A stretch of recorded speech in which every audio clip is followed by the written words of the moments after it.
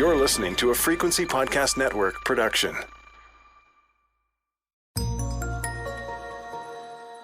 For the past 13 years, Toronto has been run by conservatives. First, by a loud and proud one, infamous Mayor Rob Ford. Then, by a quieter and more boring one in John Tory, who tacked more towards the center, but in the end, left office in scandal, just like his predecessor, creating a by-election, which takes place Monday. And if the polls are to be believed, Toronto's next mayor will be absolutely nothing like the men who came before her. If you're mad, frustrated, angry, I get it. I'm angry too. Olivia Chow has as many progressive left-wing bona fides as any career politician and activist. She was an NDP MP, married, of course, to former NDP leader Jack Layton, and has a long history of sitting as a leftist city councillor and fighting for progressive causes. She is running on a platform of spending to make the city better, which will require, yes, raising taxes. And she won't say exactly how much she'd raise them by, which, as you might imagine, does not go over well with her opponents and their supporters. But somehow, she is poised to win in a landslide, again, if you believe the polls. So what's changed in Toronto and with Olivia Chow since she ran for this job in 2014 and finished a dismal third? Is this race all but over? Or could this weekend or election day see a surge for one of the many candidates chasing her? What happens if it is over and Canada's largest city takes a hard left turn?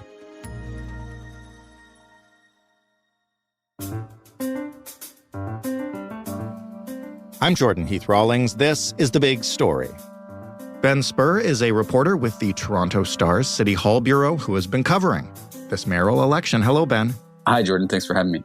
You're most welcome. When we first covered, the first and only episode we did about this race was before the filing deadline, when we weren't sure how many candidates would actually run for mayor. And the feeling then was that the race was wide open. How has that turned out?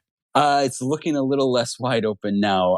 For the past several weeks, all the polls have been telling a similar story that Olivia Chow, the former NDP MP, has a pretty healthy lead, and it hasn't really wavered much. There's been some movement in who's second, third, and fourth place, but she's been out in front since she basically entered the race and hasn't dipped. And so with a couple of days to go, she is out ahead, and it looks like it's her election to lose. Was that popularity expected when she joined the race? I recall a lot of people who probably now support her because they're very progressive, not wanting her to get into this race. Yeah, I think she ran in 2014 and had what is widely considered a pretty disastrous campaign. She started out as the front runner and then faded really badly over the course of the campaign and came in a disappointing third to Doug Ford and the winner, John Tory. So I think when she entered, there were fears among Toronto's progressive-leaning voters that she might have a similar trajectory. And I think there was also just some consternation that there wasn't another candidate who could take up that progressive standard, right? It's been, 9 years since she last ran. A lot has happened at City Hall since then. Mm-hmm. And there have been some pretty well-known and broadly popular left-leaning councillors at City Hall, the likes of Joe Cressy and Mike Layton, who I think many people did expect to get into the race, who were kind of mayoral candidates in waiting over the last couple of years. But they both opted to not enter the race. And so it kind of left a dearth of young, political talent, so to speak. So I think there was some maybe disappointment that the kind of old guard of Olivia Chow was coming into the race to take up that progressive banner. And for people who wanted a left-wing mayor elected, there was some fears that, her campaign would turn out like her 2014 one did. Well, it obviously hasn't, and the city votes on Monday. You mentioned it's her race to lose, and, there's 2, 3, 4 sort of well behind. Maybe just give us the top 4 if you can and the rough poll numbers. I know that there are a million polls out there and they kind of each seem to fluctuate a little bit. Yeah. So behind her, there's been some conflicting poll results, but the aggregate of the polls shows that at the moment, at least, Mark Saunders, the former police chief of Toronto, is around second place with about 15% of the support of decided voters, compared to Chow, who's at above 30%. Below Saunders is Anna Bailau, a former city councillor and one of John Tory's deputy mayors. Below her is Josh Matlow, who is a current city councillor, who is also a progressive, running a progressive campaign, but is kind of an independent progressive, as opposed to Olivia Chow, who has the advantage of being able to plug into this kind of NDP apparatus in Toronto to help her campaign. Do we know what's different about her campaign this time? As you say, the 2014 campaign, I mean, I remember that race. It was pretty disastrous. She faded very quickly. What's different? What's her message being to voters this time? Well, what's different this time, she was asked about right from the bat, right, when she got in the race about, what she would do differently. She said that she, in 2014, was self-conscious about herself, particularly her English skills. English isn't her first language. And so she said that she ran that campaign by relying on notes and written speeches and didn't really speak off the cuff. And so she said that this time around, she was going to be more authentic, I guess, and just kind of talk directly to voters. And that's one thing she's done. But I think other ways you can see that perhaps she's learned from 2014 is that one thing is she entered the race late. She entered it in mid-April after most of the other leading candidates were already in.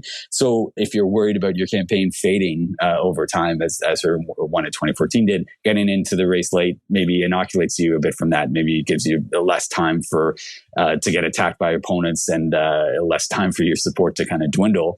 And she also, in 2014, she took a lot of flack from the left in Toronto for out of the gate promising to not raise taxes above the rate of inflation, which is a kind of a conservative or centrist tactic that Mayor John Tory and, of course, before him, Rob Ford ran on successfully. But that just seemed to kind of hamstring her campaign, or sort of kind of undermined her progressive credentials, I guess, because she couldn't really talk a lot about investing heavily in city services when she was also saying that, tax revenue is basically not going to increase. So I think this time around, she has not said she won't raise tax rates above the rate of inflation. She's not actually specified what her tax increase would be, and she's taken a lot of heat from her opponents on that, but that has given her some wiggle room to kind of paint herself not just as another middle of the road candidate, but as someone who might raise city revenue to improve services, which a lot of people are unsatisfied with in Toronto right now. I was going to ask this later, but since you just touched on it, I'll ask it now. One of the biggest criticisms I've seen of Olivia Chow is that she hasn't provided much in the way of specifics at all. What do we know about what her vision for Toronto is? What actual policies she would plan to enact were she to win this thing? She wants the city to get more directly involved in housing construction. The approach of the previous administrations has largely been to kind of make it easier for the private sector to build housing. She says she wants the city to get directly involved again in building affordable housing for people. She says she would raise property taxes by a modest amount, but also would increase the tax on vacant properties, would introduce a new higher tax rate on the transfer of mansions, basically a mansion tax, she said, like sales of homes over $2 million. She would increase the tax on that. She also wants to reverse TTC service cuts, which have come into effect recently and upset a lot of transit users. So those are some of the broad strokes of her policy, but you're certainly correct that some of her opponents, notably Josh Matlow and Mitzi Hunter, the former Scarborough MPP for the Liberal Party, have released really detailed platforms, really crunched the numbers on their plans. Mitzi Hunter has been fond of waving her booklet of her platform around at debates, and Olivia Chow has not provided that level of specificity, to be sure. What about on the right? One of the things that has surprised me about this race is that support on that side has not really consolidated around any one person. Why is that? What are the options there, and how have their campaigns gone? kind of headed into the race, the strongest Conservative candidate appeared to be Mark Saunders, who is the former police chief. He was here from 2015 to 2020, and he ran for the Ontario PC party last year. He's a Conservative with ties to Doug Ford. A lot of Saunders' campaign team has links to Ford and his party.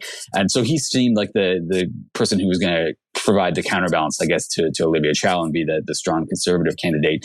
His campaign hasn't really taken off. And in recent weeks, it's really been, I think, undermined by the rise in the polls of a candidate who I don't think many people thought was going to have much of an impact at all on this race, was Anthony Furey, a former Toronto Sun columnist who is on leave from his job as an executive at a right-wing media site.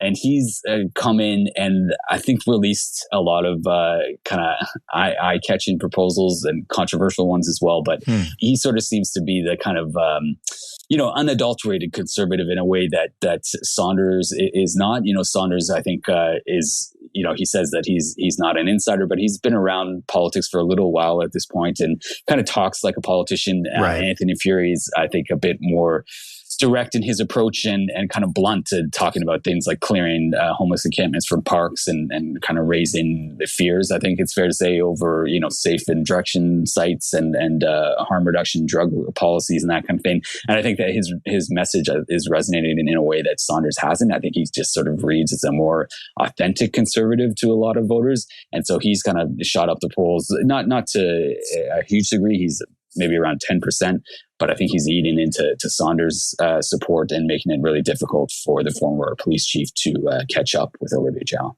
What about in the middle of the political spectrum? I mean, this is the territory John Tory was frankly famous for, right? And certainly based on, I guess, outside impressions of Toronto as a kind of milquetoast political city, seems like a lane that somebody should be occupying well.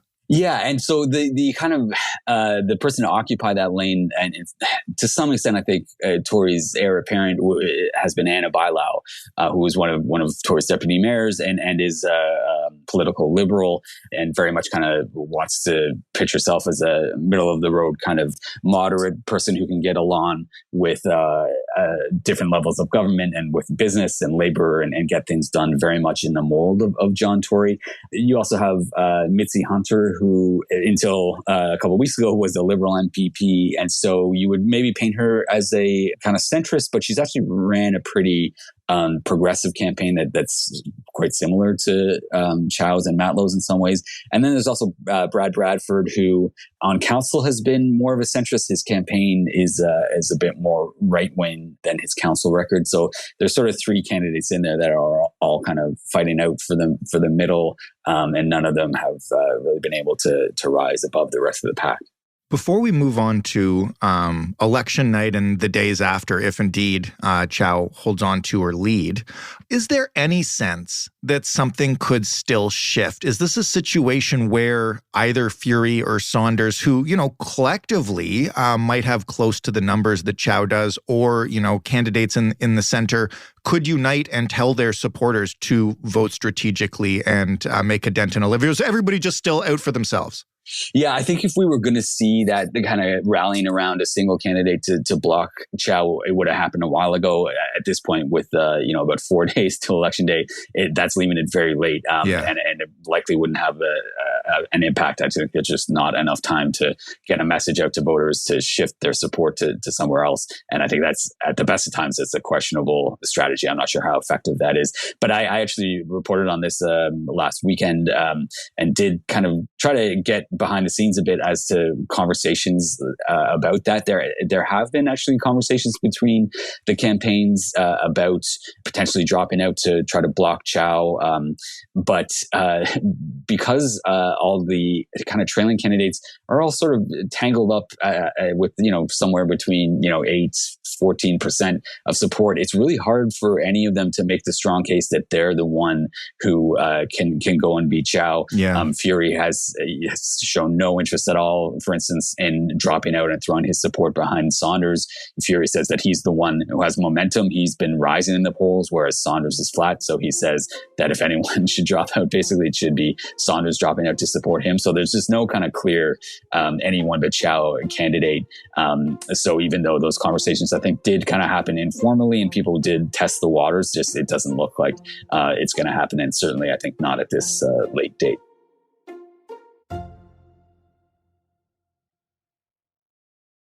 What about a surprise on election night itself? And I don't mean somebody magically running away with this thing, but I know from covering the last election that turnout was at an all-time low. Like it was abysmal. If that happens again, is there a chance something shifts? And what do we know so far about what turnout might likely be? This is, I feel this is kind of a nerdy interest of mine, I guess, but like I'm really interested about what the turnout will be in this election, because I think there are a lot of different kind of conflicting factors that could push it either higher than last time's abysmal turnout, as you say, or actually depress it lower. Generally, by-elections are notoriously low turnout, right? But the reason for that is usually that at the provincial and federal levels, a by-election has no chance of affecting the government, right? It's just one seat changing out of hundreds or dozens at least. But at this point, whoever wins this by-election will actually control city government or be the head of it. So it's not quite clear whether that by-election effect will take place. But there's also just issues like, there's no council races going on with the mayor's race this time. Usually in a municipal election, you're also running simultaneous elections for local wards. So in one sense, that could kind of focus people's attention on the mayor's race and maybe make them tune in a bit more because there's less names out there and kind of less conflicting campaigns and that kind of thing. So you could see that boosting turnout. But at the same time, in a normal municipal election, you have all those council candidates going door to door, trying to pull the vote on election day and get them to the polls where they also vote for mayor. So that's not happening this time. Right. But to your point about a low turnout, perhaps like affecting the race, I don't know that it would kind of throw up a surprise in terms of who wins, but I think the turnout will have an important effect potentially on the winner's ability to actually govern, right? If Olivia Chow, for instance, at the moment is polling at about 30%, that's lower than the last couple of elections the mayor has won with. And if turnout's very low as well, then she would, or whoever wins could be elected with a pretty small percentage of eligible voters in Toronto. And that would make it difficult, presumably, for the mayor to go to other levels of government, for instance, and push their agenda. The city has a huge funding issue right now. It needs help from the provincial and federal governments. And if the mayor, doesn't have the backing of a wide swath of Toronto voters, it kind of makes their leverage with other levels of government weaker, presumably. I know for people who casually follow Ontario politics, one of the biggest issues of the past couple of years has been the relationship between the city of Toronto and the province of Ontario, led by Premier Doug Ford. Ford came out pretty hard against Olivia Chow just a day or so ago. What did he say about her? And what, if anything, has she said about potentially working with him if she wins? Do they have any history? Yeah, so Ford came out just yesterday and said that Chow being elected would be an absolute disaster for the city, saying that she would hike taxes, make life more unaffordable for residents, drive out businesses, basically, cause the collapse of the local economy. Scorched earth. Yeah, pretty much. One of the more notable moments of this campaign, actually, you have seen all the candidates at various points, most of them at least, take shots at the premier. But at an editorial board meeting with the Star, Olivia Chow was asked about this. And I found her response really interesting, that she said, she was asked how she would work with the premier. And she said that, you know what, Doug Ford loves Toronto too. He wants the city to succeed. He doesn't always express it in a way that I agree with, but he wants Toronto to be a good and successful place to live. And I thought that was really kind of conciliatory in a way that some of the other candidates have not been about Doug Ford. And of course, Doug Ford has not, as of yesterday at least, been towards her. And what is notable is that as divided as Ford and Chow might be politically, they do have a bit of a personal history. Rob Ford, the premier's brother, sat next to Jack Layton, Olivia Chow's late husband, on council, and they were kind of an odd couple in a way. They were friendly to each other. Layton was really kind of helped out Rob Ford when he was new on council, just kind of learned the ropes a little bit. And Rob Ford had a lot of positive things to say about Jack Layton. And of course, when Jack Layton died, Rob Ford expressed his condolences to Olivia Chow. And when Rob Ford also died of cancer a couple of years ago, our understanding is Olivia Chow, reached out to Doug Ford and his family and was, to express her condolences. So there are kind of family ties there, and a bit of a personal relationship that might help them work together despite how far apart they are on the political spectrum. In terms of working together, or I guess just in terms of the dynamic, no matter who is elected, really, the province, I believe, and you might need to sort of explain this to me, recently granted strong mayor powers to whoever is the Toronto mayor. What does that mean for whomever takes office after this election? And even in terms of their working relationship with the province, I know one of the big items in this campaign has been the province's desire to change the Greenbelt or move the Science Center or do those kind of things. Where do those powers come in that situation? Or is that just strictly a council level only power? Yeah, so the strong mayor powers, which were introduced last year, give whoever's mayor of Toronto some pretty extraordinary abilities. The most controversial one is that the mayor can pass certain measures through council with the support of just 1/3 of council members, which a lot of critics say is undemocratic. He or she can also introduce the budget on their own, can pass certain budget measures. The mayor can veto council, and then council has the ability to overturn that veto with 2/3 support. So the mayor does have some authorities, whoever is elected on Monday. The caveat, though, is the province, when they introduced those powers, kind of put in this safety valve to some extent that a lot of people thought was odd and does not exist in other strong mayor systems in the United States, for instance, which is that the mayor can only use those authorities like passing a measure with 1/3 support of council to advance an issue that is a provincial priority. So you couldn't see a mayor coming in and having an agenda completely opposed to the conservative provincial agenda and kind of ramming a bunch of things through council with less than 1/3 support. So the mayor is, a strong mayor in relation to council, but is on a short leash in relation to the provincial government. And when it comes to other issues like moving Ontario Place or the Greenbelt and that kind of thing, whoever's mayor has basically no ability to interfere in some of those issues. Hasn't stopped them from yelling about it, though. Yeah, exactly. And you've seen the candidates this election use, voter antipathy towards those plans to kind of take a run at Doug Ford and his government and hope of boosting their support. But whoever gets into office has limited abilities to actually change the province's plans on those kind of things. As the phrase is, bandied around City Hall, that the city is a creature of the province. It doesn't have the ability to overrule it on most important issues. Just to make sure I'm explaining the strong mayor powers right, this would mean that if, say, Mayor Chow was going to attempt to, build a ton of public housing, she could not do it with 1/3 of council unless Premier Ford approved, but she could still pass it the traditional way with a majority of council. Yes, that's right. And just to get into the weeds, I guess, where I think things will get really interesting is that the province has officially designated building more housing as a priority that these rules apply to. But, the province hasn't shown much support for the government actually getting directly involved in building new affordable housing, for instance. So if Olivia Chow was elected mayor and tried to advance that and tried to apply the strong mayor powers to that, then that would be, I think, interesting to see how the province would react. I think important to note, actually, that Olivia Chow, along with other candidates like Josh Matlow, Mitzi Hunter, have said that they won't use the strong mayor powers, even though they have them available to them. They believe that they're undemocratic and say that they would work with council to advance their agenda and not use these new authorities to ram their agenda through.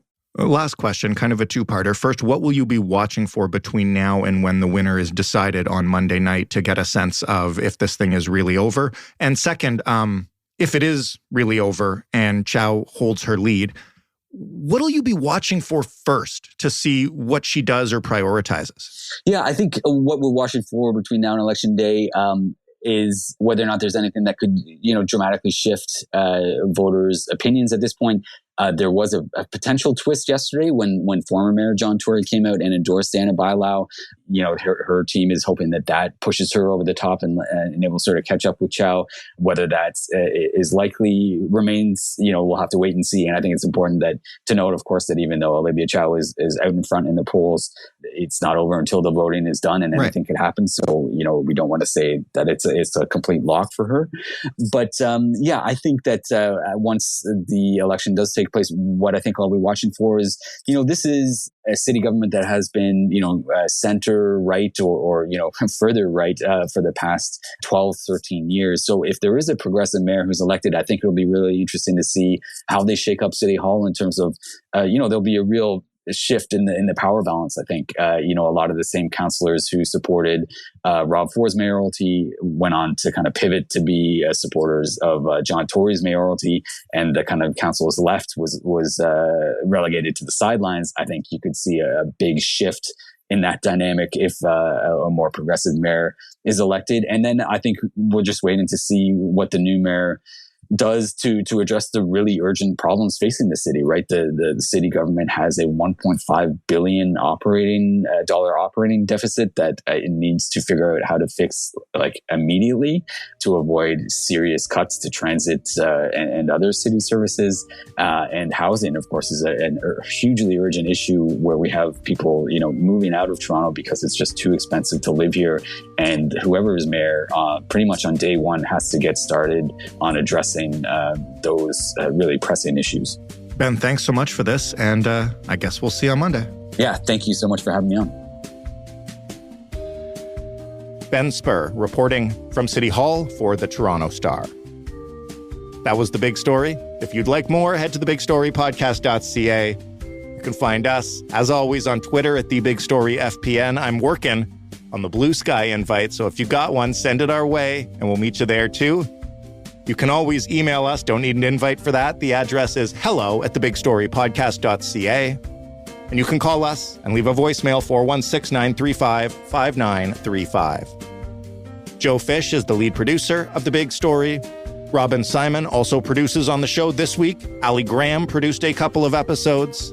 Ryan Clark handled our sound design. Suman Dara is our research assistant. And I'm Jordan Heath Rawlings. Thanks for listening. Have a great weekend. We have something really special for you on Sunday when we turn 5. So we'll talk then.